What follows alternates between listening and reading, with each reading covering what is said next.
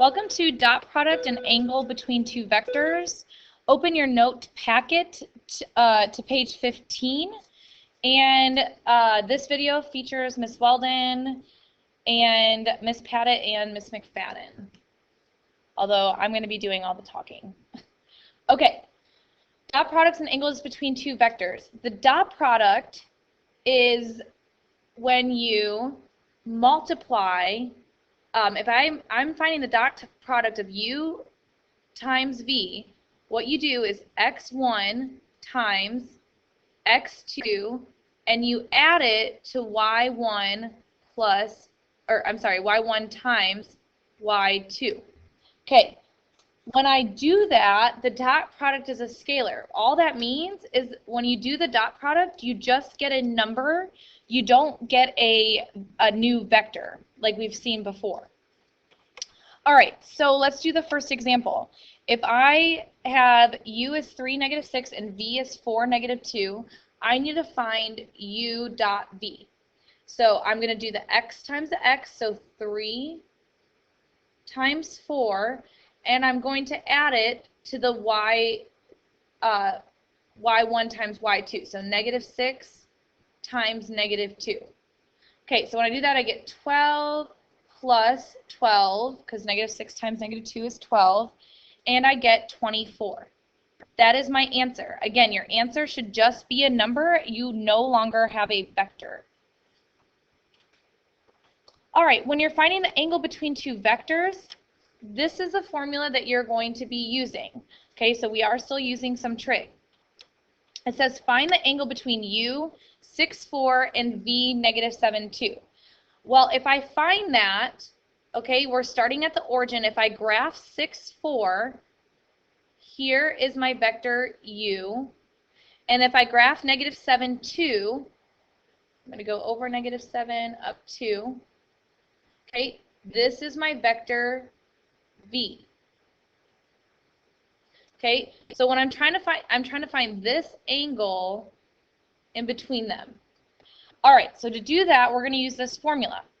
Well, there's three things I need to find. I need to find u dot v, and I also need to find the magnitude of u, and I also need to find the magnitude of v. Okay, so u dot v, I have,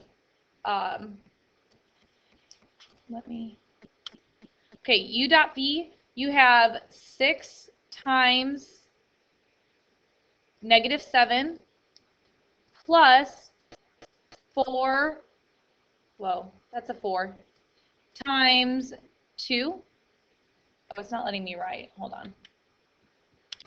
I don't know why that's not letting me write. So plus 4 times 2. Okay, when I calculate that, I get u dot v is equal to negative 34.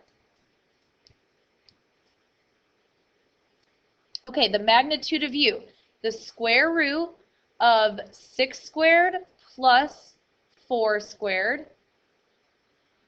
And when I do that, I get the square root of 52.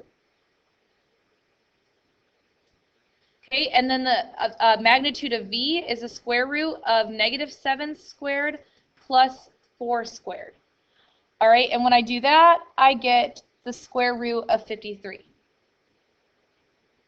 Okay, so if I'm plugging that into this formula, we have cosine theta, I'm going to write over here, cosine theta equals negative 34 over the square root of 52 times the square root of 53. All right, so we're going to have to go to our calculator, and let me move this. So you have negative 34 divided by, and use parentheses because we have square root of 52 times the square root of 53, double close that parentheses, and I get this number. Well, obviously the angle is not equal to negative 0.6476, blah, blah, blah, okay?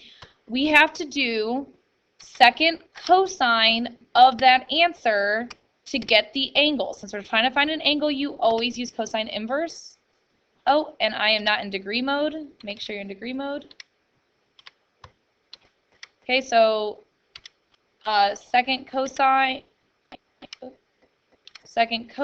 I'm going to plug it in now, of negative 0.6476, and you get about 130 degrees. Okay, so the angle between U and V is 130 degrees, and that is your answer. Okay, we're going to talk about parallel and perpendicular vectors, and then we'll be finished. Parallel vectors. If two lines are parallel, then their slopes are equal. Okay, they're the same. A similar relationship exists between parallel vectors. So if you have two vectors, U and V, okay, if their ratios are equal, then the vectors are parallel. Okay, so let's see an example of this. It says U is 3, -6, and V is 4a. And they're saying that these two vectors are already parallel. And so what we need to find is A. Well, if I know that they're parallel, and I know that this is x1, y1, x2, y2, plug it into this formula. Okay, so I get -6 divided by 3 is equal to A divided by 4. Okay, there's a couple ways you can do this. You can cross multiply. -6 times 4 is -24 is equal to 3a. Divide by 3, you get a equals -8. All right, you can check your answers. Is -6 divided by 3 equal to -8 divided by 4? Well, if we simplify, -6 divided by 3 is -2, and -8 divided by 4 is -2. And we all know -2 equals -2. All right, so we did it right. Okay, moving on.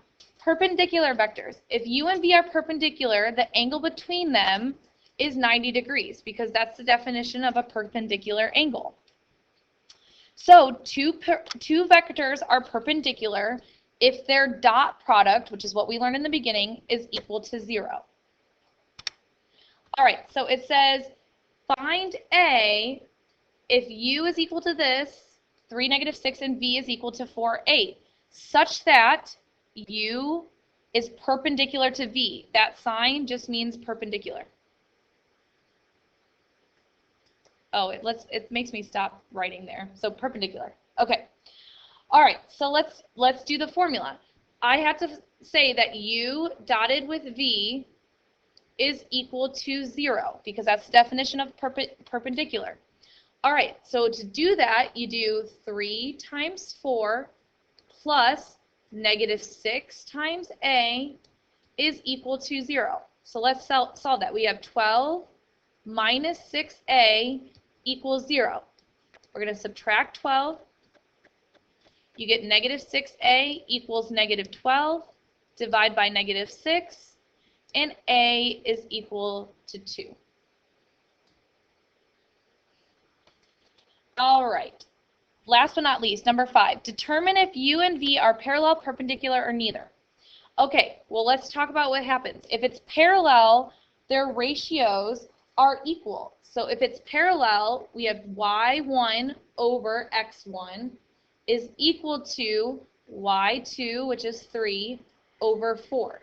Clearly, those two fractions are not equal, so it's not parallel.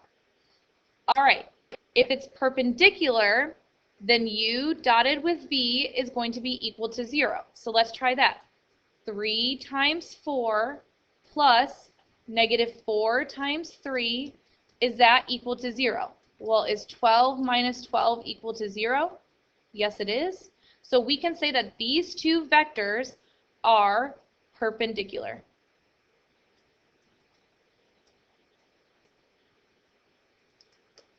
Okay, and your little joke, that's Vector from Despicable Me, and he's cute, and he's doing his homework.